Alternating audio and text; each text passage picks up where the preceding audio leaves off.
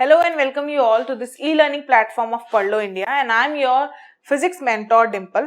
आज हम पढ़ने वाले हैं dual nature of radiation और मैटर। मीन जो इलेक्ट्रॉन है उसका डुअल नेचर होता है। इलेक्ट्रॉन जो है वो एक पार्टिकल की तरह भी बिहेव करता है और एक वेव की तरह भी बिहेव करता है। उसका डुअल नेचर है। जैसे हम कहते हैं ना किसी इंसान के दो चेहरे होते हैं कि वो कभी किसी की तरह बिहेव करता है और कभी किसी तरह बिहेव करता है, तो वैसे ही इलेक्ट्रॉन है उसका जो है वो डुअल नेचर है। कभी वो पार्टिकल की तरह बिहेव करता है और कभी वो एज अ वेव बिहेव करता है। तो वो हम पढ़ने वाले हैं डिटेल में। तो इसके लिए सबसे पहले मेटल्स क्या होते हैं। मेटल्स होते हैं जिसके अंदर कंडक्टिविटी जो होती है वो हाई होती है। तो हाई कंडक्टिविटी का मतलब है कि उसके अंदर फ्री इलेक्ट्रॉन्स जो है वो बहुत ज्यादा होते हैं, जो क्या करते हैं कंडक्टिविटी मेटल्स की जो है वो बढ़ाते हैं। कंडक्टिविटी मींस कि कितने आसानी से फ्री इलेक्ट्रॉन जो है वो एक स्टेट से दूसरे स्टेट में जंप करते हैं, यानी कि कंडक्शन स्टेट वैलेंस स्टेट से कंडक्शन स्टेट में जंप करते हैं क्योंकि उसके अंदर फ्री इलेक्ट्रॉन्स होते हैं। तो वो फ्री इलेक्ट्रॉन्स अगर मेटल सरफेस से बाहर आ जाए तो उसको क्या बोलते हैं हम, एमिशन ऑफ इलेक्ट्रॉन। तो इलेक्ट्रॉन एमिशन क्या होता है, जब वो इलेक्ट्रॉन जो फ्री इलेक्ट्रॉन जो बहुत ज्यादा होते हैं मेटल्स के अंदर क्योंकि उनकी कंडक्टिविटी ज्यादा होती है, तो वो फ्री इलेक्ट्रॉन्स जो हैं वो जब सरफेस ऑफ द मेटल या फिर किसी भी सरफेस से जब वो बाहर निकलते हैं तो उसको हम बोलते हैं इलेक्ट्रॉन एमिशन। वो बाहर कब निकलते हैं, वो बाहर तब निकलते हैं जब उनके पास इतनी सफिशिएंट एनर्जी हो कि वो अपना जो बॉन्ड है, जो हमारा पॉजिटिव चार्ज है जो उसको अट्रैक्ट कर रहा है अपनी तरफ, वो उस बॉन्ड को तोड़कर ओवरकम करके इतनी एनर्जी उसके पास है कि वो उस सरफेस से बाहर निकल सके। तो मिनिमम एनर्जी कुछ जरूरी रिक्वायर्ड होगी उस इलेक्ट्रॉन को बाहर निकलने के लिए, क्योंकि ऐसा तो नहीं है, क्योंकि मेटल में बहुत सारे फ्री इलेक्ट्रॉन्स हैं, तो ऐसा तो नहीं है कि मेटल से अपने आप ही इलेक्ट्रॉन जो है वो बाहर निकलते रहते हैं, नहीं होता।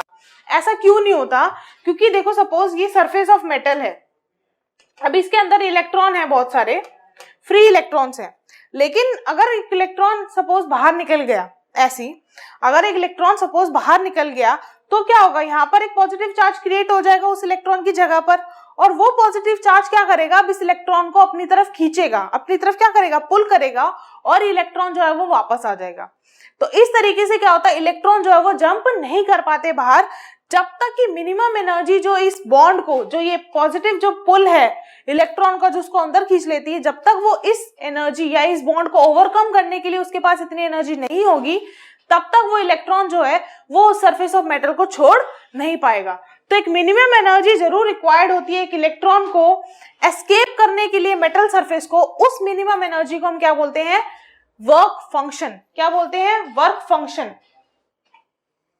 जिसको हम किससे डिनोट करते हैं, फाई नोट से हम डिनोट करते हैं work function of metal surface. Work function का मतलब है कि वो मिनिमम एनर्जी जो एक इलेक्ट्रॉन को रिक्वायर्ड होती है, सफिशिएंट होती है ताकि वो मेटल सरफेस से बाहर जंप कर सके, ताकि वो अपने बॉन्ड्स को ओवरकम करने के लिए उसके पास इतनी सफिशिएंट एनर्जी है, उसको हम क्या बोलते हैं, वर्क फंक्शन, जिसको हम किससे डिनोट करते हैं, फाई नोट।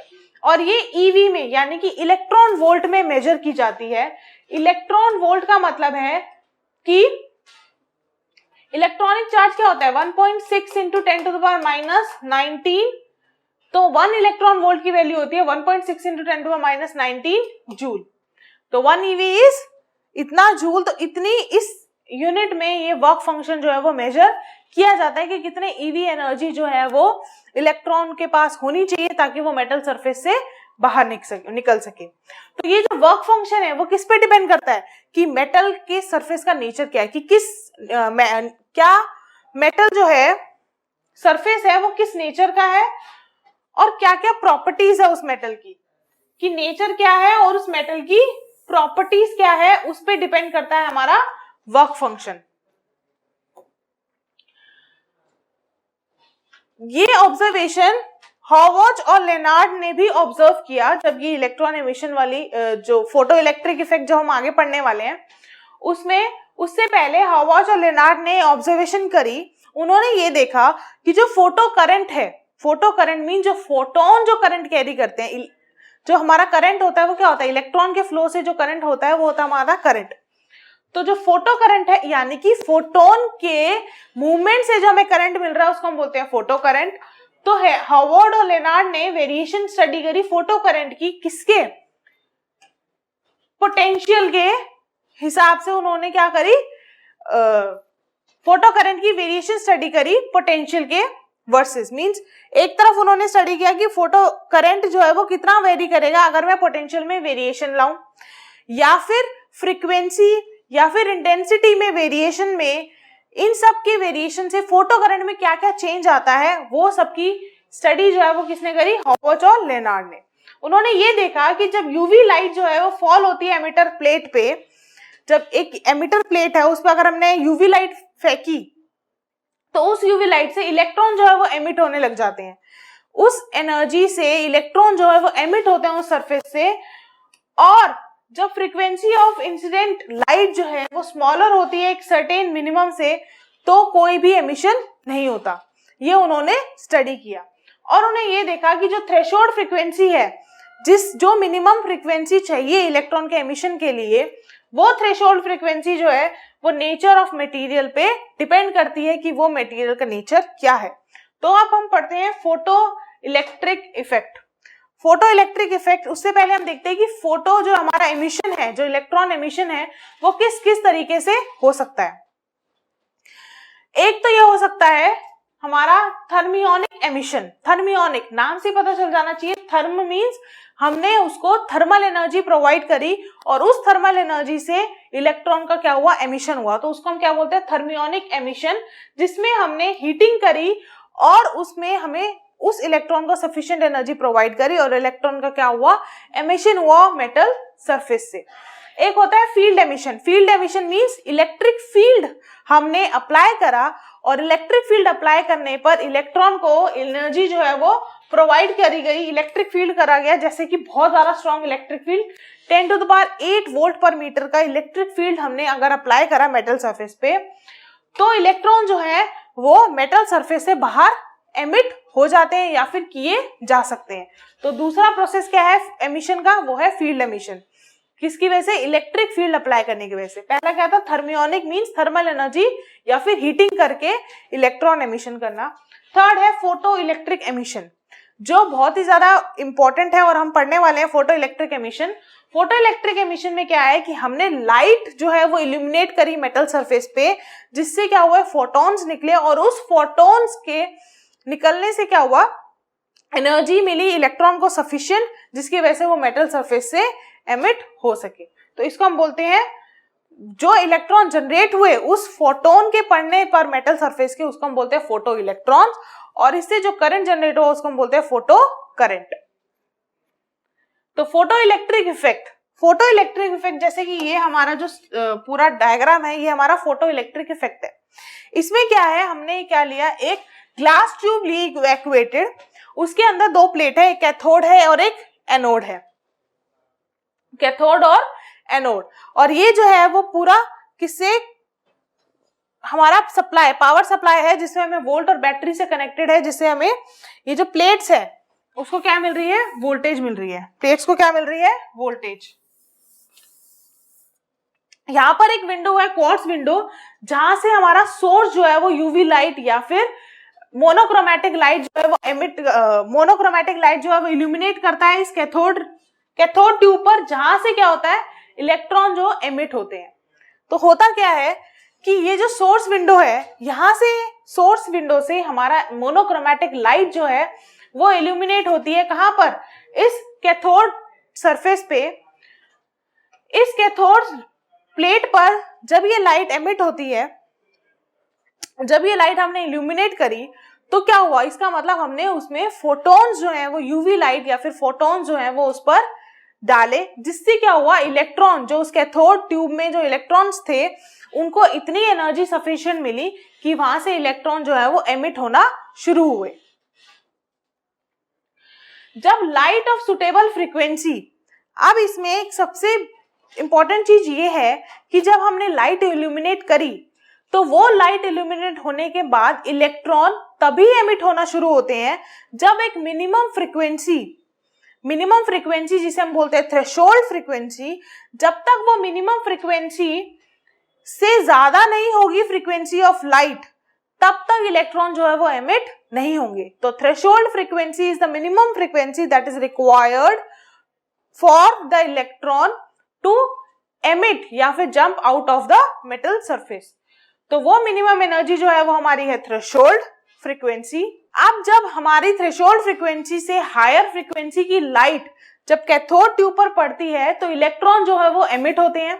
इलेक्ट्रॉन एमिट होते हैं और वो कहां पे अट्रैक्ट होते हैं, एनोड ट्यूब की तरफ अट्रैक्ट होते हैं और वो एनोड ट्यूब तक जाते हैं, जिसकी वजह से क्या होता है, करंट फ्लो होता है और उस करंट को हम क्या बोलते हैं, फोटो करंट।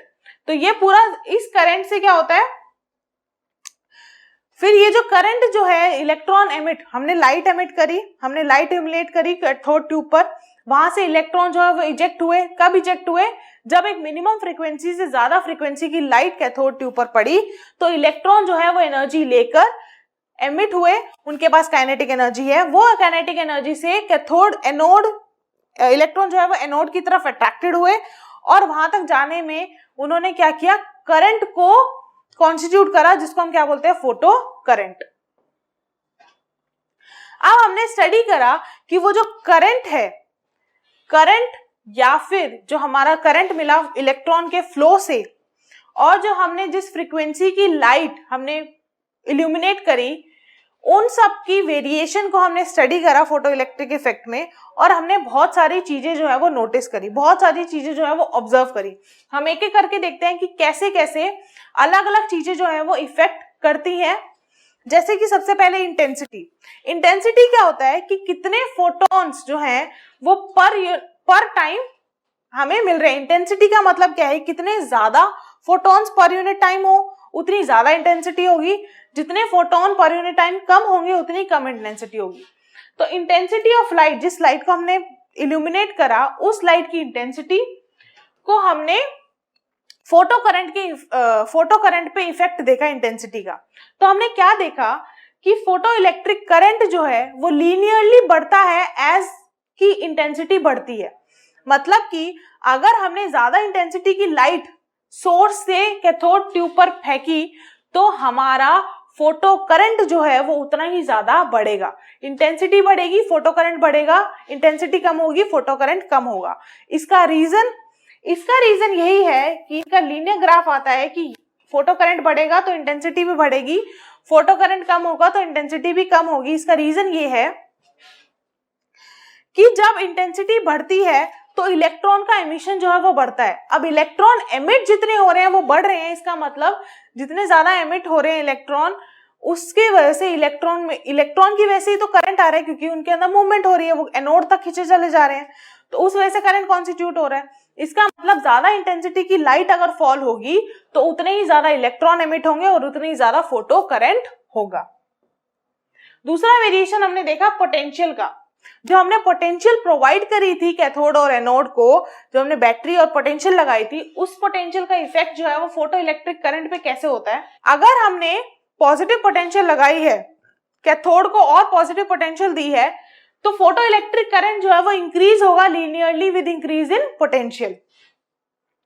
लेकिन एक सर्टेन पॉजिटिव पोटेंशियल पर फोटो इलेक्ट्रिक करंट जो है वो मैक्सिमम हो जाएगा कि हमने पॉजिटिव पोटेंशियल अप्लाई करी। पॉजिटिव पोटेंशियल से क्या होगा, क्योंकि पॉजिटिव पोटेंशियल ज्यादा होगी, इलेक्ट्रॉन ज्यादा उसकी तरफ अट्रैक्ट होंगे। अब ज्यादा अट्रैक्ट होंगे, इसका मतलब फोटो करंट बढ़ रहा है। लेकिन ये एक ऐसे टाइम तक अट्रैक्ट होंगे, ऐसे टाइम तक करंट बढ़ेगा जब तक जो करंट जो है वो सैचुरेट ना हो जाए। उस पॉजिटिव पोटेंशियल पे करंट क्या होगा, सैचुरेट हो जाएगा, उससे ज्यादा करंट आगे नहीं बढ़ेगा, कि मैक्सिमम हो जाएगा जहां पर फोटो करंट या फिर सैचुरेट हो जाएगा। इसको हम बोलते हैं सैचुरेशन करंट, कि इस पॉजिटिव पोटेंशियल पे इससे ज्यादा और करंट जो है वो फ्लो नहीं होगा। ये तो हुआ पॉजिटिव पोटेंशियल, कि हमने पॉजिटिव पोटेंशियल अप्लाई करा, फोटो इलेक्ट्रिक करंट जो है वो बढ़ता गया। एक ऐसा टाइम आया इस पॉजिटिव पोटेंशियल पे फोटो करंट जो है वो सैचुरेट हो गया कि इसकी इतनी मैक्सिमम वैल्यू, उससे ज्यादा अब ये और करंट नहीं बढ़ सकता। लेकिन अगर हमने ऑपोजिट अप्लाई करा, मीन्स अगर हमने नेगेटिव पोटेंशियल अप्लाई करी कैथोड पे, तो वो नेगेटिव पोटेंशियल किसी भी एक पर्टिकुलर फ्रीक्वेंसी के लिए वो नेगेटिव पोटेंशियल जो है वो वेरी करती है, और वो नेगेटिव पोटेंशियल होती है कि इलेक्ट्रॉन का फ्लो जो है वो रुक जाए, उसको हम बोलते हैं स्टॉपिंग पोटेंशियल। जहां पर इलेक्ट्रॉन का फ्लो रुक जाएगा, जिस नेगेटिव पोटेंशियल की वजह से इलेक्ट्रॉन का फ्लो रुक जाएगा और करंट जो है वो जीरो हो जाएगा। करंट जीरो का मतलब कि इलेक्ट्रॉन का फ्लो जो है वो रुक गया, उस नेगेटिव पोटेंशियल को हम बोलते हैं स्टॉपिंग पोटेंशियल। तो स्टॉपिंग पोटेंशियल जो होता है या फिर कट ऑफ पोटेंशियल, तो कट ऑफ और स्टॉपिंग पोटेंशियल होता है हमारा वो नेगेटिव पोटेंशियल जिस पर करंट जीरो हो गया या फिर इलेक्ट्रॉन का फ्लो जो है वो रुक जाता है, उसको हम बोलते हैं कट ऑफ या फिर हमारा स्टॉपिंग पोटेंशियल।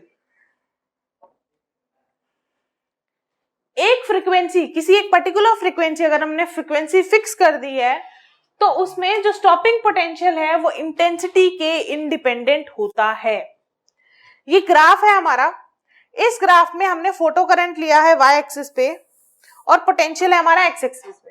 अब जैसे मैंने बोला कि पोटेंशियल पॉजिटिव जो है वो बढ़ रहा है, इसका मतलब एनोड जो है वो और ज्यादा पॉजिटिव हो रही है। एनोड पॉजिटिव ज्यादा हो रही है, इसका मतलब जो फोटो करंट है वो हमारा बढ़ता जा रहा है टिल ऐसे टाइम पे जहां पे जाके वो क्या हो गया, सैचुरेट हो गया। तो ये क्या हो गया, सैचुरेशन आ गया।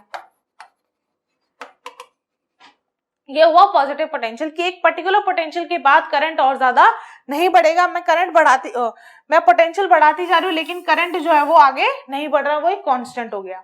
बट अगर मैंने नेगेटिव पोटेंशियल अप्लाई करी, अब मैं क्या कर रही हूँ, यहाँ पे नेगेटिव पोटेंशियल अप्लाई कर रही हूँ, तो नेगेटिव पोटेंशियल से क्या होगा, करंट धीरे धीरे कम होगा और एक ऐसी पोटेंशियल जहां पर करंट जो है वो बिल्कुल जीरो हो जाएगा, इलेक्ट्रॉन का फ्लो रुक जाएगा, उस पोटेंशियल को हम क्या बोलते हैं, स्टॉपिंग पोटेंशियल या फिर कट ऑफ पोटेंशियल। तो उसको हम लिखते हैं V नॉट, और माइनस इसलिए लगाए क्योंकि वो नेगेटिव पोटेंशियल है। तो माइनस V नॉट या फिर V नॉट है हमारा स्टॉपिंग पोटेंशियल, जहां पर करंट जो है वो जीरो हो गया और हमारे इलेक्ट्रॉन का फ्लो जो है वो रुक गया। ये जो स्टॉपिंग पोटेंशियल है ये इंटेंसिटी से इंडिपेंडेंट है। Stopping potential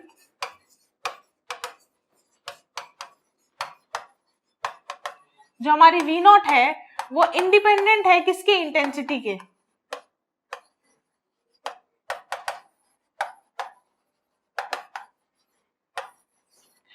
is independent of intensity, मतलब जितनी भी ज्यादा इंटेंसिटी हो या जितनी भी कम इंटेंसिटी हो, वो उस पर कोई फर्क नहीं पड़ेगा कि स्टॉपिंग पोटेंशियल क्या है। अब जैसे यहाँ पर मैंने इंटेंसिटी बढ़ाई, अगर मैंने इंटेंसिटी बढ़ाई तो फोटो करंट जो है वो बढ़ेगा। जैसे हमने पीछे देखा कि उतने ज्यादा इलेक्ट्रॉन एमिट होंगे उतने ज्यादा फोटो करंट बढ़ेगा। तो अगर मैंने इंटेंसिटी बढ़ा दी तो करंट बढ़ गया, करंट की वैल्यू बढ़ गई, लेकिन सैचुरेट हुआ, सैचुरेशन की वैल्यू भी बढ़ गई। लेकिन स्टॉपिंग पोटेंशियल जो है वो तीनों की सेम ही है इररिस्पेक्टिव ऑफ इंटेंसिटी की। इंटेंसिटी कितनी भी बढ़ रही है लेकिन स्टॉपिंग पोटेंशियल जो है वो इंडिपेंडेंट है हमारी इंटेंसिटी के। अगर अब फ्रीक्वेंसी का क्या इफेक्ट पड़ता है इंसिडेंट रेडिएशन पे, इंसिडेंट रेडिएशन और हमारा स्टॉपिंग पोटेंशियल पे। तो ये जो ग्राफ है हमारा,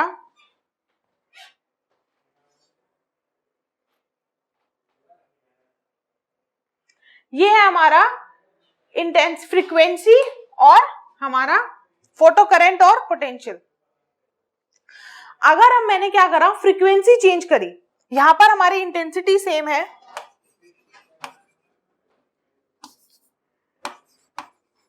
हमारी इंटेंसिटी कांस्टेंट है कि हमने इंटेंसिटी वेरी नहीं करा, लेकिन हमने क्या करा, फ्रीक्वेंसी, जिस फ्रीक्वेंसी से हमने इल्यूमिनेट करी लाइट वो हमने वेरी करी। तो क्या हुआ, जब फ्रीक्वेंसी हमने वेरी करी तो लेकिन सैचुरेशन करंट जो है वो वेरी नहीं हुआ, वो कांस्टेंट ही रहा। क्योंकि सैचुरेशन करंट किस पे, या सैचुरेशन करंट या फोटो करंट किस पे डिपेंड करता है, इंटेंसिटी पे डिपेंड करता है। और हमने इंटेंसिटी जो है वो कांस्टेंट रखी है, तो हमारा जो फोटो करंट है वो भी क्या है, कांस्टेंट है, कि डिफरेंट डिफरेंट फ्रीक्वेंसी पे भी हमारा सैचुरेशन करंट या फिर फोटो करंट जो है वो कांस्टेंट रहा।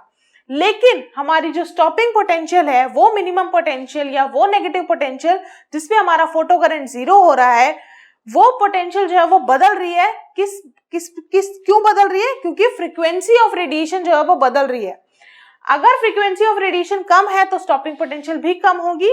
अगर फ्रीक्वेंसी ऑफ रेडिएशन बढ़ रही है, यहाँ पर फ्रीक्वेंसी जो है वो मैक्सिमम है, तो हमारी स्टॉपिंग पोटेंशियल भी हमारी मैक्सिमम है। तो फ्रीक्वेंसी के डायरेक्टली प्रोपोर्शनल है हमारा क्या, V नॉट।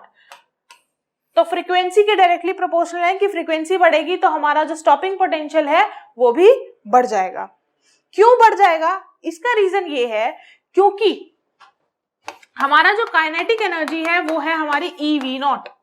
हमारी काइनेटिक एनर्जी जो है, काइनेटिक एनर्जी कोई भी इलेक्ट्रॉन जो गेन कर रहा है जब वो एमिट हो रहा है किसी भी सरफेस से, मेटल के सरफेस से, तो जो काइनेटिक एनर्जी उस इलेक्ट्रॉन को मिल रही है वो होती है EV, यानी कि EV नॉट। वो EV नॉट जो है हमारी काइनेटिक एनर्जी, वो फ्रीक्वेंसी पे डिपेंडेंट है कि जितनी ज्यादा फ्रीक्वेंसी, जितनी ज्यादा हायर फ्रीक्वेंसी होगी उतनी ज्यादा काइनेटिक एनर्जी जो है वो उस इलेक्ट्रॉन में होगी, और उतनी ज्यादा हायर एनर्जी से इलेक्ट्रॉन जो है वो मूव करेगा, और उसकी वजह से हमें पोटेंशियल उतनी ही ज्यादा देनी पड़ेगी नेगेटिव में, ताकि हम उस फ्लो को रोक सके, उस हाईली काइनेटिक एनर्जी वाले इलेक्ट्रॉन को रोक सके। इसलिए जैसे ही फ्रीक्वेंसी बढ़ती है वैसे ही काइनेटिक एनर्जी ऑफ इलेक्ट्रॉन बढ़ता है, और काइनेटिक एनर्जी ऑफ इलेक्ट्रॉन बढ़ रहा है, इसका मतलब हमें नेगेटिव पोटेंशियल भी बढ़ानी पड़ेगी ताकि वो इलेक्ट्रॉन जो है वो रुक सके और हमारा फोटो करंट जो है वो जीरो हो सके। तो इसलिए जो स्टॉपिंग पोटेंशियल है वो डायरेक्टली प्रोपोर्शनल है हमारे किसके, फ्रीक्वेंसी के। क्यों? क्योंकि फ्रीक्वेंसी बढ़ेगी, काइनेटिक एनर्जी बढ़ेगी, काइनेटिक एनर्जी बढ़ेगी तो हमें उतनी ज्यादा पोटेंशियल नेगेटिव में लगानी पड़ेगी ताकि हम उस इलेक्ट्रॉन को रोक सके। अगर मैं यहां पर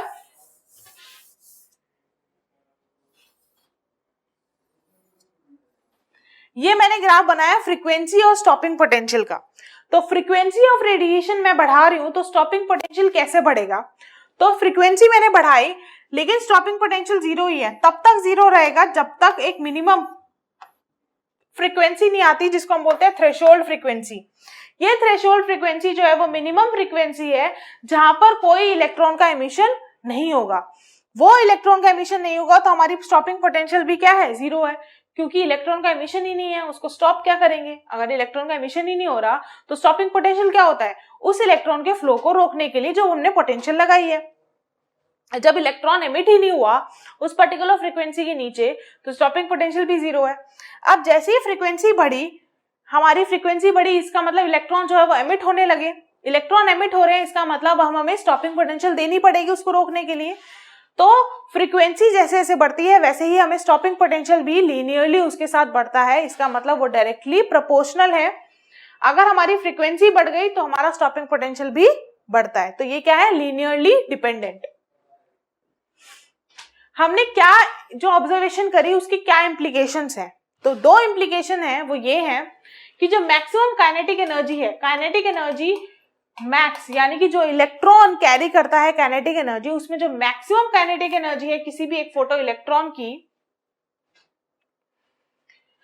मैक्सिमम काइनेटिक एनर्जी जो है फोटो इलेक्ट्रॉन की, वो फ्रीक्वेंसी के लीनियरली डिपेंड करता है उसके, लेकिन इंटेंसिटी के इंडिपेंडेंट होता है। मतलब काइनेटिक एनर्जी किसके इक्वल है? हमारा EV नॉट, मतलब स्टॉपिंग पोटेंशियल। फ्रीक्वेंसी किसके डिपेंडेंट है? पोटेंशियल की। स्टॉप फ्रीक्वेंसी बढ़ेगी तो स्टॉपिंग पोटेंशियल बढ़ेगा। तो जो मैक्सिमम काइनेटिक एनर्जी है वो तब बढ़ेगी जब हमारी फ्रीक्वेंसी ऑफ लाइट बढ़ेगी, लेकिन वो इंटेंसिटी के इंडिपेंडेंट है। इंटेंसिटी का कोई लेना देना नहीं है किससे? काइनेटिक एनर्जी ऑफ इलेक्ट्रॉन को। लेकिन अगर फ्रीक्वेंसी बढ़ रही है तो उतनी ही ज्यादा काइनेटिक एनर्जी जो है वो इलेक्ट्रॉन, जिस काइनेटिक एनर्जी से इलेक्ट्रॉन जो है वो एमिट हो रहा है वो बढ़ रही है। कैसे बढ़ रही है? क्योंकि आइंस्टाइन ने हमारी इक्वेशन दी थी, फोटो इलेक्ट्रिक इफेक्ट की इक्वेशन दी थी। वो इक्वेशन है कि काइनेटिक एनर्जी जो है वो है हमारी hν माइनस फाई नॉट। ये है हमारा work function. Work function mean जो मिनिमम हमें फ्रीक्वेंसी चाहिए जिसके बाद ही इलेक्ट्रॉन एमिट होगा। अगर हमने इस फ्रीक्वेंसी की, इस hν मतलब फोटोन की जो फ्रीक्वेंसी है, इस फ्रीक्वेंसी की हमने लाइट इल्यूमिनेट करी तो उससे अगर हम वर्क फंक्शन हटा दें तो जो बाकी की जो एनर्जी है वो किस रूप में दिखाई देगी इलेक्ट्रॉन के पास? Kinetic energy.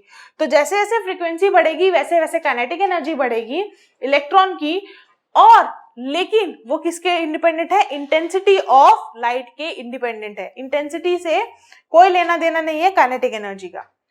अब दूसरी बात ये है कि जो फ्रीक्वेंसी ऑफ इंसिडेंट रेडिएशन है वो अगर कट ऑफ पोटेंशियल से कम होगी तो कोई इलेक्ट्रॉन का एमिशन नहीं होगा। ये दो चीज बहुत ही ज्यादा इंपॉर्टेंट है। एक की kinetic energy is directly proportional to the frequency of radiation but is independent of the intensity. But the second thing is that कि the frequency The minimum frequency required for an electron to emit from the surface is the threshold frequency, and the frequency lower than the threshold frequency, no electron emission will take place. तो photo electric effect और wave theory, इसमें photo electric effect को हम कैसे wave के साथ, अभी मैंने बताया कि इलेक्ट्रॉन का क्या है, डुअल नेचर है, इलेक्ट्रॉन पार्टिकल की तरह भी बिहेव करता है और इलेक्ट्रॉन एज अ वेव भी बिहेव करता है। अभी जो हमने फोटो इलेक्ट्रिक इफेक्ट पढ़ा वो इलेक्ट्रॉन का कौन सा नेचर बताता है, उसका पार्टिकल नेचर। पार्टिकल नेचर बताता है कि उसके अंदर मोमेंटम है, किसी एक पार्टिकल, जैसे एक बॉल है, वो एक पार्टिकल है, बॉल के पास उसका मोमेंटम होता है, वो उसके पास काइनेटिक एनर्जी होती है, वो मूव करता है, तो वो एज अ पार्टिकल अभी इलेक्ट्रॉन ने बिहेव करा हमारे फोटो इलेक्ट्रिक इफेक्ट या फिर क्वांटम स्कैटरिंग भी होती है, उसमें भी electron as a particle behave करता है। लेकिन क्योंकि इलेक्ट्रॉन के पास वेव नेचर भी है, तो उस वेव नेचर को कॉरस्पॉन्ड करके अब हम फोटो इलेक्ट्रिक इफेक्ट में जो जो हमने ऑब्जर्वेशन पढ़ी उसको देखते हैं। सबसे पहले तो वेव नेचर, अगर हम इलेक्ट्रॉन का वेव नेचर यहाँ पर लगाएं कि फोटो इलेक्ट्रिक इफेक्ट में अगर हम इलेक्ट्रॉन का वेव नेचर लगाना चाहें तो वो नहीं होगा एप्लीकेबल। क्यों? सबसे पहले तो जो हमारे फ्री इलेक्ट्रॉन्स हैं, वेव में क्या होता है कि फ्री इलेक्ट्रॉन जो है वो कंटिन्यूसली एब्जॉर्ब कर रहे हैं एनर्जी, ठीक है। इलेक्ट्रॉन जो हमारा, सबसे पहली बात तो जो हमने फोटो इलेक्ट्रिक इफेक्ट पढ़ा उसमें हमने ये देखा कि हमें एक मिनिमम एनर्जी, मिनिमम फ्रीक्वेंसी की जरूरत है ताकि हमारा जो इलेक्ट्रॉन है वो एमिट हो सके सरफेस से। ये हो गई, इसका मतलब थ्रेशोल्ड फ्रीक्वेंसी की हमें जरूरत है, मिनिमम फ्रीक्वेंसी की जरूरत है जिसके बाद ही इलेक्ट्रॉन जो है वो एमिट होगा, अगर फ्रीक्वेंसी उससे ज्यादा है तो। और दूसरी चीज ये है कि जब इलेक्ट्रॉन एमिट होता है तो इसमें ऑलमोस्ट बहुत ही ज्यादा कम समय लगता है, बहुत, मतलब इसमें टाइम लैग जो होता है वो नेग्लिजिबल होता है, इंस्टेंटेनियस इफेक्ट होता है। इलेक्ट्रॉन जो एमिट होता है वो इंस्टेंटेनियसली होता है, कि कोई टाइम नहीं लगता कि हमने यहाँ से फ्रीक्वेंसी एमिट करी, लाइट एमिट करी, लाइट इल्यूमिनेट करी और वहां से मेटल सरफेस से इलेक्ट्रॉन जो है वो एमिट होने शुरू हो जाते हैं, तो इंस्टेंटेनियसली ये इफेक्ट होता है। लेकिन अगर हम वेव नेचर के थ्रू बात करें तो ये इसमें क्या होता है, कुछ घंटे भी लग जाते हैं इलेक्ट्रॉन के एमिट होने में। वो कैसे? देखो, अगर एक फ्री इलेक्ट्रॉन है, मेटल के अंदर है वो, तो इलेक्ट्रॉन जो है वो सरफेस ऑफ मेटल से एब्जॉर्ब करेगा रेडिएशन कंटिन्यूसली, की लाइट पड़ रही है वो रेडिएशन जो है वो कंटिन्यूसली एब्जॉर्ब करेगा। अब जो इलेक्ट्रॉन जो है वो, सारे इलेक्ट्रॉन जो है वो एनर्जी को एब्जॉर्ब कर रहे हैं। अब सारे इलेक्ट्रॉन जब एनर्जी को एब्जॉर्ब कर रहे हैं तो एनर्जी एब्जॉर्ब पर इलेक्ट्रॉन पर यूनिट टाइम तो कम होगा। Electron absorb per unit time per unit time पर इलेक्ट्रॉन तो कम होगा। इसका मतलब एक पर्टिकुलर इलेक्ट्रॉन को वो एनर्जी एब्जॉर्ब करके मेटल से सरफेस से बाहर आने के लिए तो घंटों लग जाएंगे, क्योंकि सारे इलेक्ट्रॉन जो है वो एनर्जी जो है वो एब्जॉर्ब कर रहे हैं, और पर इलेक्ट्रॉन एनर्जी एब्जॉर्ब करके वो इलेक्ट्रॉन इतनी सफिशिएंट एनर्जी ले ले ताकि वो मेटल सरफेस से बाहर आ जाए, तो उसको तो घंटों लग जाएंगे। लेकिन फोटो इलेक्ट्रिक इफेक्ट तो इंस्टेंटेनियस है, तो ये भी हमारा जो है वो कॉरस्पॉन्ड नहीं कर पाया। दूसरा ये कि जैसे ही इंटेंसिटी बढ़ती है हमारे लाइट की, जो हमने लाइट इल्यूमिनेट करी, हमारी लाइट की इंटेंसिटी बढ़ी, इसका मतलब लाइट क्या है, इलेक्ट्रोमैग्नेटिक वेव है। इलेक्ट्रोमैग्नेटिक वेव का मतलब है कि उसके पास इलेक्ट्रिक फील्ड भी है, उसके पास मैग्नेटिक फील्ड भी है। तो जैसे ही इंटेंसिटी ऑफ लाइट बढ़ेगी वैसे ही उसका एम्पलीट्यूड, मतलब इलेक्ट्रिक और मैग्नेटिक फील्ड का एम्पलीट्यूड भी बढ़ेगा, और ज्यादा एम्पलीट्यूड होने पर इसका मतलब maximum kinetic energy of electron भी बढ़ रहा है। फोटो इलेक्ट्रॉन की जो मैक्सिमम काइनेटिक एनर्जी है वो भी बढ़ेगी, क्योंकि इंटेंसिटी इंक्रीज हुई, उसके साथ एसोसिएट हमारा फील्ड, इलेक्ट्रिक फील्ड और मैग्नेटिक फील्ड भी बढ़ा, और उसकी वजह से क्या होगा, हमारी जो काइनेटिक एनर्जी है वो भी बढ़नी चाहिए। इसका मतलब चाहे कोई भी रेडिएशन, किसी भी फ्रीक्वेंसी की रेडिएशन आए, काइनेटिक एनर्जी तो इंटेंसिटी पर निर्भर कर रही है, तो इंटेंसिटी की वजह से काइनेटिक एनर्जी जो है वो इलेक्ट्रॉन की बढ़ती रहेगी, तो फ्रीक्वेंसी से तो उसका लेना देना नहीं हुआ। इसका मतलब जो हमने बोला कि थ्रेशोल्ड फ्रीक्वेंसी जो न्यू नॉट मिनिमम फ्रीक्वेंसी चाहिए इलेक्ट्रॉन को एमिट करने के लिए, वो तो एग्जिस्ट करनी ही नहीं चाहिए। अगर हम ऐसे बात करें, वेव नेचर की बात करें कि इंटेंसिटी बढ़ रही है, इंटेंसिटी बढ़ने से क्या होगा, इलेक्ट्रिक और मैग्नेटिक फील्ड में का एम्पलीट्यूड बढ़ेगा। उन दोनों का एम्पलीट्यूड बढ़ने से क्या होगा, काइनेटिक एनर्जी जो फोटो इलेक्ट्रॉन को मिल रही है वो बढ़ रही है। अब काइनेटिक एनर्जी बढ़ रही है, इसका मतलब कि इलेक्ट्रॉन जो है वो और ज्यादा एमिट होगा, उसके पास ज्यादा काइनेटिक एनर्जी होगी, तो फ्रीक्वेंसी से उसका कोई लेना देना नहीं हुआ, और मिनिमम फ्रीक्वेंसी जो चाहिए उसको एमिट करने के लिए वो भी एग्जिस्ट नहीं करनी चाहिए, क्योंकि इंटेंसिटी बढ़ेगी तो इलेक्ट्रॉन जो है वो ज्यादा एमिट होंगे और ज्यादा उनकी काइनेटिक एनर्जी होगी। बट ऐसा नहीं होता, क्योंकि फोटो इलेक्ट्रिक इफेक्ट में जो है वो क्या है, एक मिनिमम कट ऑफ, मिनिमम जो है हमारी थ्रेशोल्ड फ्रीक्वेंसी जरूरी होती है इलेक्ट्रॉन को एमिट करने के लिए। तो ये कुछ कॉन्ट्राडिक्टरी बातें थी जो वेव नेचर और फोटो इलेक्ट्रिक इफेक्ट में थी, जिसको आइंस्टाइन ने जो है वो क्लियर करा। आइंस्टाइन ने ये बोला कि आइंस्टाइन ने जो ये कॉन्ट्राडिक्टरी बातें हुई, पहली बात तो ये थी कि इंस्टेंटेनियसली फोटो इलेक्ट्रिक इफेक्ट होता है, बट वेव थ्योरी के अकॉर्डिंग हम ये कहते हैं कि उसको घंटे लग सकते हैं एक इलेक्ट्रॉन को उतनी एनर्जी एब्जॉर्ब करने के लिए कि वो मेटल सरफेस से बाहर आए। और दूसरी ये कि minimum cut off potential, minimum threshold frequency जो है वो बिल्कुल ही जरूरत नहीं है, इंटेंसिटी बढ़ेगी तो काइनेटिक एनर्जी ऑफ इलेक्ट्रॉन जो है वो बढ़ जाना चाहिए। बट यहाँ पर आइंस्टाइन ने ये प्रपोज किया कि इलेक्ट्रॉन जो है वो कंटिन्यूअसली एनर्जी एब्जॉर्ब नहीं करता। इलेक्ट्रॉन जो है वो एनर्जी जो एब्जॉर्ब करता है वो क्या है, क्वांटम पैकेट्स में। जो एनर्जी हमें मिल रही है, ये एनर्जी जो प्रोवाइड की जा रही है वो क्वांटम ऑफ पैकेट्स में प्रोवाइड की जाती है, कंटिन्यूअस नहीं होती। जो रेडिएशन है वो कंटिन्यूअस नहीं होती, बल्कि क्वांटम ऑफ पैकेट्स यानी कि H new. H new means इसको हम बोलते हैं क्वांटम ऑफ एनर्जी या क्वांटम ऑफ एनर्जी या क्वांटम ऑफ रेडिएशन में हमें क्या मिल रही है, एनर्जी मिल रही है NH न्यू।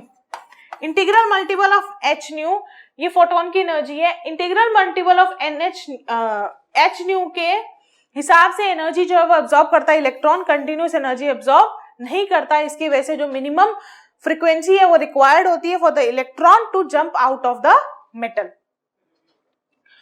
और मेटल सरफेस के लिए वर्क फंक्शन जो है वो मिनिमम चाहिए ताकि इलेक्ट्रॉन जो है वो वहां से एमिट हो सके। और इसके लिए आइंस्टाइन ने इक्वेशन दी कि काइनेटिक एनर्जी मैक्सिमम क्या होगी, H new minus work function. Mean जितनी हमने फ्रीक्वेंसी एनर्जी, हमने जितनी फ्रीक्वेंसी प्रोवाइड करी, अगर उससे हम वर्क फंक्शन जो है वो हटा दें तो उतनी काइनेटिक एनर्जी जो है वो उस इलेक्ट्रॉन के पास होगी। तो फोटो इलेक्ट्रिक एमिशन जो है, इससे हमें दो चीजें ऑब्जर्वेशन जो है वो फोटो इलेक्ट्रिक इफेक्ट की पता चल गई। एक तो ये कि मिनिमम वर्क फंक्शन जो है वो चाहिए ही चाहिए इलेक्ट्रॉन को एमिट होने के लिए। अगर मिनिमम वर्क फंक्शन जो है वो नहीं होगा तो फोटो इलेक्ट्रिक एमिशन नहीं होगा। कैसे कि काइनेटिक एनर्जी जो है वो नेगेटिव तो नहीं हो सकती, हमेशा पॉजिटिव ही रहेगी। इसका मतलब ये जो राइट हैंड साइड है ये हमेशा ग्रेटर देन जीरो होगा, ग्रेटर देन जीरो होगा। इसका मतलब कि जो हमारा एच न्यू है वो हमेशा ग्रेटर देन होना चाहिए फाई नॉट से। अब एच न्यू हमेशा ग्रेटर देन फाई नॉट से होना चाहिए, इसका मतलब हमारा जो फ्रीक्वेंसी है वो हमेशा थ्रेशोल्ड फ्रीक्वेंसी से ज्यादा ही होनी चाहिए। अगर थ्रेशोल्ड फ्रीक्वेंसी से ज्यादा नहीं होगी तो हमारा इलेक्ट्रॉन जो है वो एमिट नहीं होगा। इसलिए इस इक्वेशन को हम इस तरीके से भी लिखते हैं कि ई वी नॉट यानी कि जो मैक्सिमम काइनेटिक एनर्जी है वो है हमारा H nu by phi naught. तो इससे हमने ये देखा कि मिनिमम वर्क फंक्शन जो है वो चाहिए for a electron to jump out of the metal surface. और दूसरा हमने इस इक्वेशन से ये देखा जो आइंस्टाइन ने दी कि फ्रीक्वेंसी जो है वो लीनियरली डिपेंडेंट है, लीनियरली वेरी करेगी किसके, काइनेटिक एनर्जी। मींस फ्रीक्वेंसी बढ़ेगी तो काइनेटिक एनर्जी ऑफ इलेक्ट्रॉन जो है वो भी बढ़ेगा। अब आता है हमारा particle nature of photon, particle nature of light यानी कि फोटोन।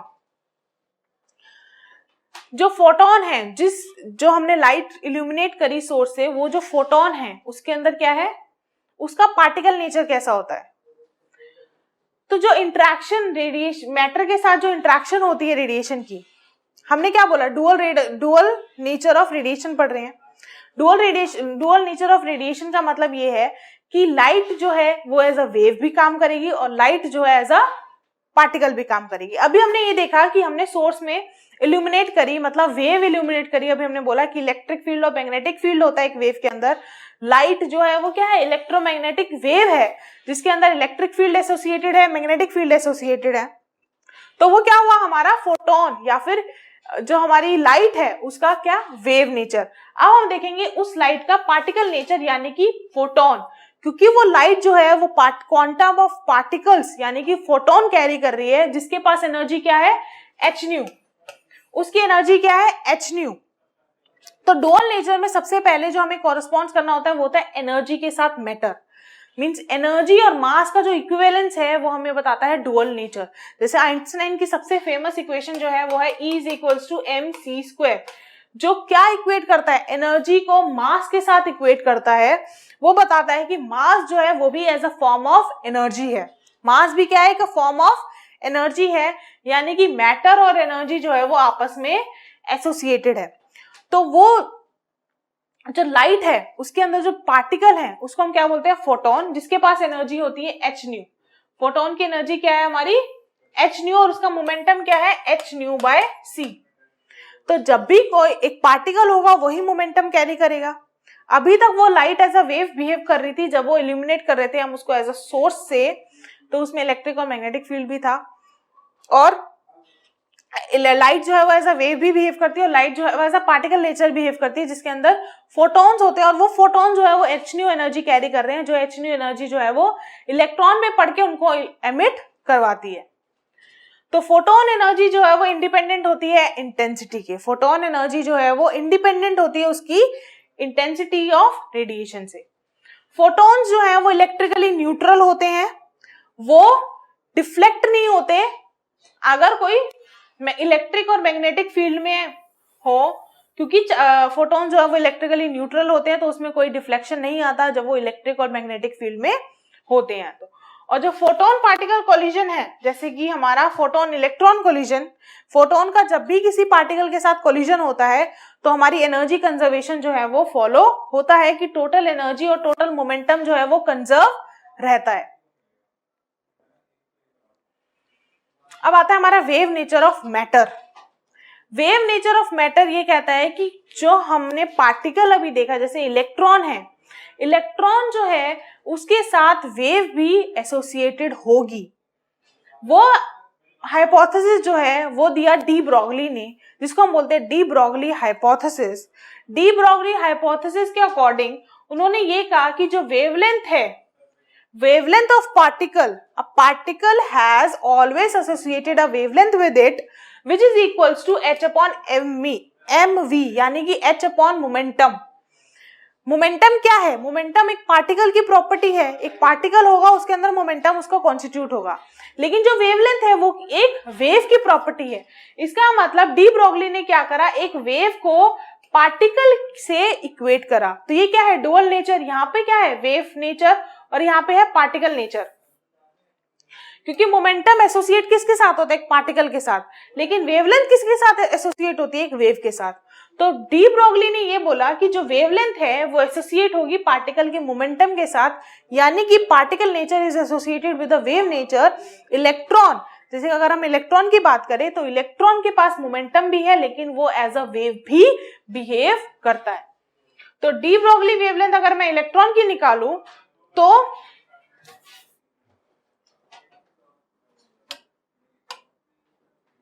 लैम्डा क्या होता है, h अपॉन p, यानी कि h upon mass into velocity. और काइनेटिक एनर्जी जो होती है वो होती है हमारी हाफ mv²। क्या होती है, half mv² is equals to p² by 2m। तो अगर मैं E एनर्जी की बात करूं तो P जो होगा वो हमारा होगा √2me। तो यहां से 2me अंडर रूट क्या होगा, P। तो मोमेंटम की जगह मैं लिख सकती हूँ √2me। और एनर्जी क्या है हमारी, इलेक्ट्रॉन वोल्ट में। तो लैम्डा जो है वो होगा h अपॉन में √2mev।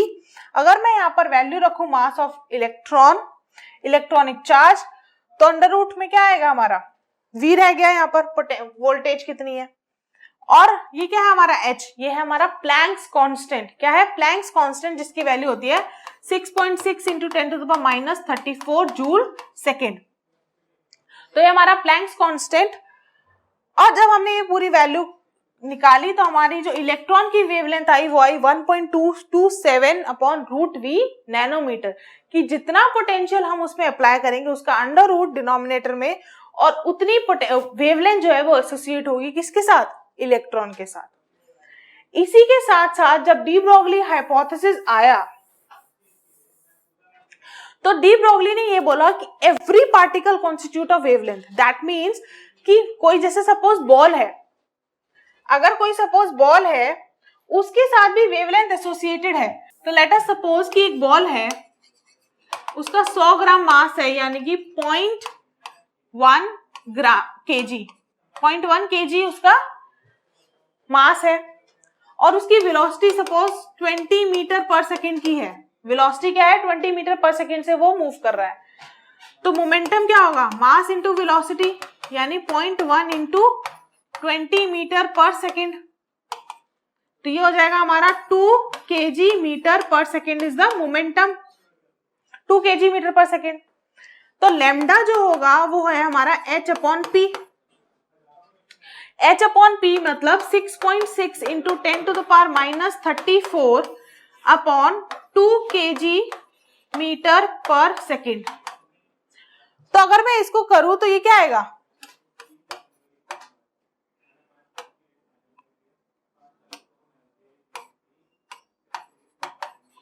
3.3, तो ये होगा लेमडा क्या होगा 3.3 into 10 to the power minus 34। Lambda क्या होगा, मोमेंट वेवलेंथ जो होगा वो होगा हमारा 3.3 into 10 to the power minus 34 metre. कितनी ज्यादा स्मॉल वेवलेंथ है, माइनस 34। ये भी एसोसिएटेड है किसके साथ, एक बॉल के साथ। बॉल जिसका मास 100 ग्राम है और उसकी वेलोसिटी 20 मीटर पर सेकंड की है, जो हम देखते हैं डे टू डे लाइफ में, उसके साथ भी वेवलेंथ जो है वो एसोसिएटेड है, लेकिन वो वेवलेंथ इतनी ज्यादा स्मॉल है, माइनस 34 में है, कि हमें वो नेग्लिजिबल इफेक्ट होता है, हमें पता ही नहीं चलता कि उसके साथ वेवलेंथ भी एसोसिएटेड है। लेकिन अगर हम वहीं पे एक पार्टिकल की बात करें, जैसे कि इलेक्ट्रॉन की बात करते हैं, तो उसके साथ जो वेवलेंथ एसोसिएटेड होती है वो बहुत ही ज्यादा सिग्निफिकेंट होती है, जिससे हमें पता चलता है कि वो एक जो हमारा वेव नेचर है वो भी कैरी करता है। अब जो डी ब्रोगली ने हाइपोथेसिस दिया, उसके साथ हाइजेनबर्ग अनसर्टेनिटी प्रिंसिपल भी हमारा एप्लीकेबल होता है। कि हाइजेनबर्ग अनसर्टेनिटी प्रिंसिपल क्या होता है, कि कोई भी एक पार्टिकल है, जैसे एक इलेक्ट्रॉन है, वो एक एटम के अंदर होगा, इलेक्ट्रॉन जो है वो एक एटम के अंदर, इलेक्ट्रॉन जो है वो एक एटम के अंदर रिसाइड करता है। तो ये एक इलेक्ट्रॉन, इस इलेक्ट्रॉन की पोजीशन और मोमेंटम, हाइजेनबर्ग अनसर्टेनिटी प्रिंसिपल कहता है कि किसी भी एक पार्टिकल की पोजीशन और उसका मोमेंटम हम साइमल्टेनियसली बता नहीं सकते। मतलब a particle, the position, the certainty in position and certainty in momentum cannot be calculated simultaneously। क्योंकि अगर मैं इसकी पोजीशन निकालने जाऊं इलेक्ट्रॉन की, तो क्या होगा, उसकी पोजीशन, अगर मैं इसकी इलेक्ट्रॉन की पोजीशन निकालने जाऊं, तो मैं उस पोजीशन को निकालने के लिए क्या करना पड़ेगा, मुझे मोमेंटम को 0 करना पड़ेगा, ताकि मैं उसकी पोजीशन जो है वो बता सकूं। लेकिन ऐसा होता नहीं है कि वो डिस्टर्ब हो जाता है। तो हम क्या होता है, साइमल्टेनियसली पोजीशन और मोमेंटम दोनों फाइंड नहीं कर सकते, यानी कि अनसर्टेनिटी इन पोजीशन और अनसर्टेनिटी इन मोमेंटम, इसकी अनसर्टेनिटी का जो प्रोडक्ट है वो किसके इक्वल आता है, हमारे प्लैंक्स कांस्टेंट के नियरली इक्वल होता है। अब अगर मेरे को सर्टेनिटी चाहिए पोजीशन में, अगर मुझे पोजीशन जो है वो एक्यूरेट चाहिए किसी भी एक इलेक्ट्रॉन की, तो मुझे क्या करना पड़ेगा, डेल्टा पी 0 करना मतलब डेल्टा एक्स 0 करना है। अनसर्टेनिटी एक्स में हमें 0 करनी है, मुझे एक परफेक्ट पोजीशन चाहिए एक इलेक्ट्रॉन की, तो मुझे डेल्टा एक्स 0 करना पड़ेगा। अब डेल्टा एक्स 0 हो गया, इसका मतलब ये जो है वो इन्फिनिटी होना चाहिए, ताकि इन दोनों का प्रोडक्ट जो है वो एक कांस्टेंट आ सके, फाइनाइट वैल्यू आ सके। तो मोमेंटम जो है वो इन्फिनाइट हो गया, इसका मतलब जो है वो एक पूरे स्पेस में फैल गई, लेकिन अगर मुझे मोमेंटम जो है वो उसमें अनसर्टेनिटी 0 करनी है तो मेरा जो पोजीशन है वो क्या हो जाएगी, इनफाइनाइट हो जाएगी। तो इसका मतलब मेरे जो इसके साथ जो एसोसिएटेड वेव है, अगर मेरा डेल्टा एक्स लार्ज है, डेल्टा एक्स लार्ज का मतलब कि मेरी अनसर्टेनिटी इन पोजीशन लार्ज है, इसका मतलब मेरा डेल्टा पी जो है वो स्मॉल होगा, क्योंकि मुझे उन दोनों का प्रोडक्ट जो है वो एक फाइनाइट वैल्यू चाहिए। तो जब भी अगर मुझे इन दोनों की पोजीशन जो है वो एक्यूरेटली मेजर करनी है तो मैं ये साइमल्टेनियसली नहीं कर सकती, कि it is not possible to find both momentum and position of electron simultaneously. क्योंकि अगर मैं एक्यूरेटली मेजर करना चाहूं, अगर मैं सपोज डेल्टा एक्स को 0 करूं कि पोजीशन जो है वो एक्यूरेटली मेजर कर लूं, तो मुझे मोमेंटम जो है वो मेरा इनफाइनाइट हो जाएगा। मेरा मोमेंटम इनफाइनाइट हो गया कि मेरी जो वेव है वो ऐसे हो जाएगी, लोकलाइज हो जाएगी। मेरा मोमेंटम जो है वो इनफाइनाइट चला गया, लेकिन मेरी पोजीशन जो है वो 0 हो गई। लेकिन अगर मैं पोजीशन को, मोमेंटम को 0 करके मोमेंटम फाइंड करने की कोशिश करूं तो मेरी जो पोजीशन है वो इनफाइनाइट हो जाएगी, यानी कि मेरी वेव जो है वो पूरा अनलोकलाइज हो जाएगी। तो ये होता है अनसर्टेनिटी प्रिंसिपल, कि मेरी पोजीशन और मोमेंटम जो है वो मैं साइमल्टेनियसली कैलकुलेट नहीं कर सकती फॉर एन इलेक्ट्रॉन। अब आता है हमारा डेविसन जर्मन एक्सपेरिमेंट। अभी तक जो हमने बात करी उसका एक हमारा प्रूफ, एक्सपेरिमेंटल प्रूफ जो दिया वो दिया डेविसन और जर्मन ने, जिन्होंने बताया कि इलेक्ट्रॉन के साथ वेव एसोसिएट होती है। इलेक्ट्रॉन जो है वो एज अ पार्टिकल भी बिहेव करता है, इलेक्ट्रॉन जो है वो एज अ वेव भी बिहेव करता है। इसके अंदर डुअल नेचर जो है वो एग्जिबिट करता है, किसमें, मैटर और रेडिएशन दोनों। तो डेविसन और जर्मन ने एक्सपेरिमेंट किया, जिसके अंदर उन्होंने क्या स्टडी करा, इन्होंने स्टडी करा कि डिफ्रैक्शन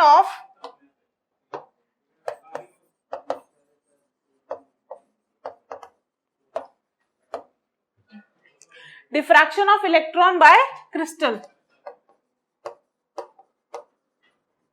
क्रिस्टल सरफेस से कैसे डिफ्रैक्शन हुआ इलेक्ट्रॉन को, उसको स्टडी करा गया।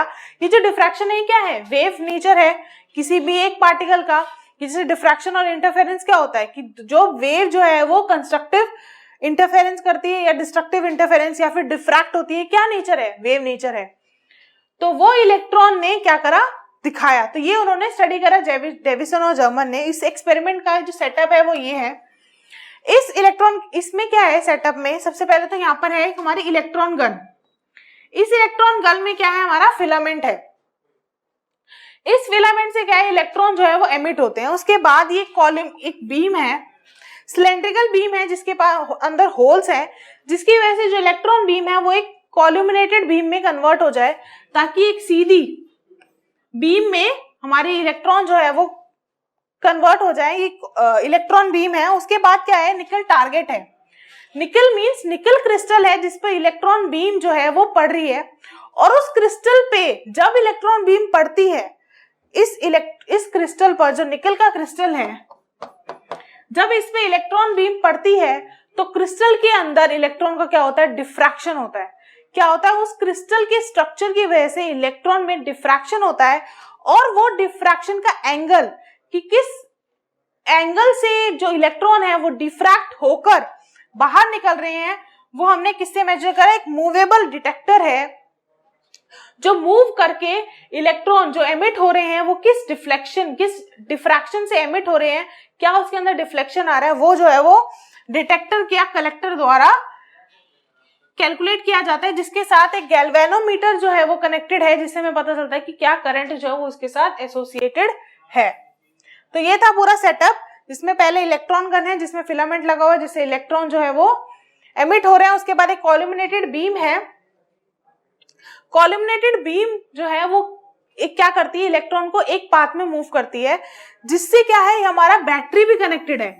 ये बैटरी क्या करती है, पोटेंशियल प्रोवाइड करती है कि कितना ज्यादा पोटेंशियल से हमारा इलेक्ट्रॉन बीम जो है वो उस क्रिस्टल को स्ट्राइक करे, और उस क्रिस्टल के अंदर जो स्ट्रक्चर है, कोई भी क्रिस्टल का स्ट्रक्चर जो होता है, उस क्रिस्टल के स्ट्रक्चर की वजह से इलेक्ट्रॉन बीम जो है वो डिफ्रैक्ट होती है उस स्ट्रक्चर में, और डिफ्रैक्टेड इलेक्ट्रॉन बीम जो है डिटेक्टर द्वारा कलेक्ट की जाती है, और उसके एंगल इंसिडेंट बीम की जो पोटेंशियल थी हमारी, जैसे हमने यहाँ पे पोटेंशियल प्रोवाइड करी कि कितनी ज्यादा पोटेंशियल पे हमने इलेक्ट्रॉन को एमिट करा, तो हमने इसकी जो पोटेंशियल है उसको वेरी करा, डिफरेंट मींस 44 से लेके 68 वोल्ट तक हमने पोटेंशियल वेरी करी इलेक्ट्रॉन बीम की, जो क्या है स्ट्राइक कर रही है निकल क्रिस्टल पे। और उसके बाद हमने स्टडी करा कि कितने एंगल ऑफ डिफ्लेक्शन, किस एंगल से जो है वो इलेक्ट्रॉन बीम जो है वो डिफ्रैक्ट हो रही है, वो हमने स्टडी करा।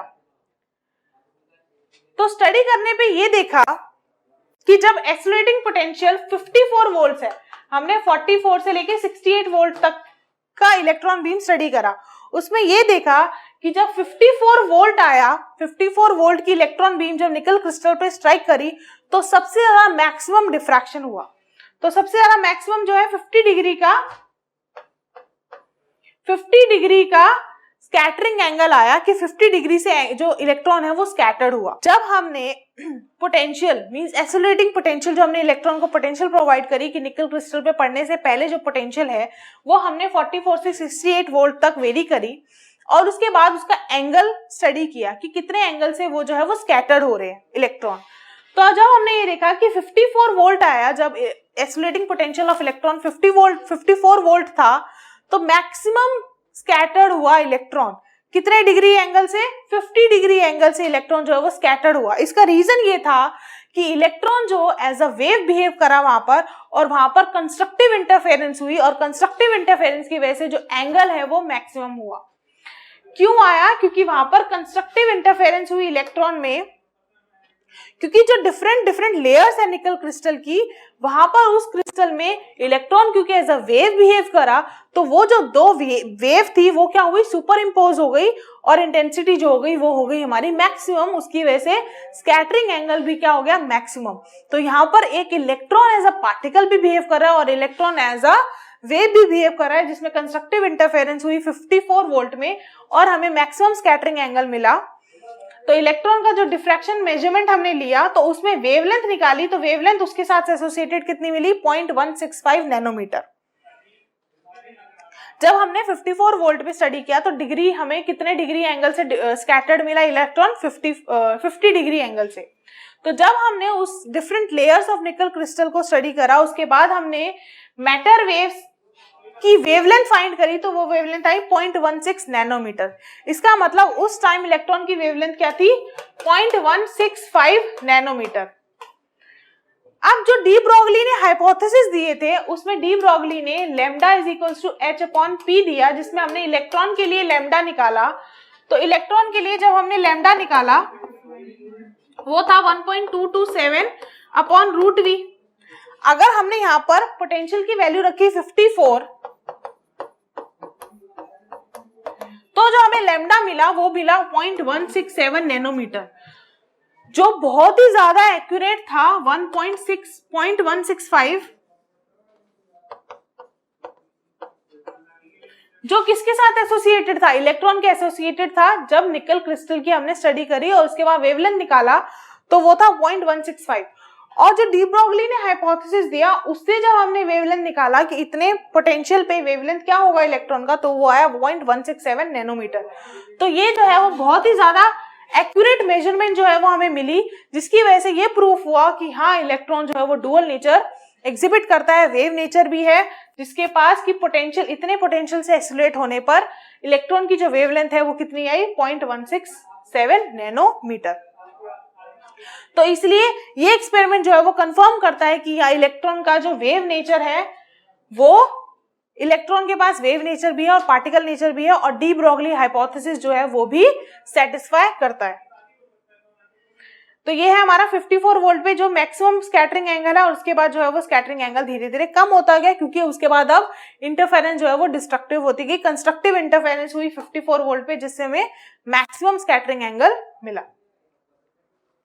सो यहाँ पर हमारा चैप्टर खत्म होता है। आई होप आप इस सभी को समझ में आएगा कि कैसे डुअल नेचर ऑफ इलेक्ट्रॉन या फिर डुअल नेचर ऑफ पार्टिकल या रेडिएशन होता है, कि जिसमें एक पार्टिकल जो है वो एज अ जो इलेक्ट्रॉन है एज अ पार्टिकल भी बिहेव करता है और इलेक्ट्रॉन एज अ वेव भी बिहेव करता है, या फिर लाइट जो है वो एज अ वेव भी बिहेव करती है, लेकिन लाइट जो है उसमें फोटोन यानी कि पार्टिकल भी होता है जो कैरी करते हैं क्वांटम ऑफ एनर्जी। तो आई होप आप सभी को समझ में आया होगा। अब हम नेक्स्ट क्लास में मिलेंगे नेक्स्ट इंटरेस्टिंग चैप्टर के साथ। तो तब तक stay tuned with Padh Lo India, and thank you so much.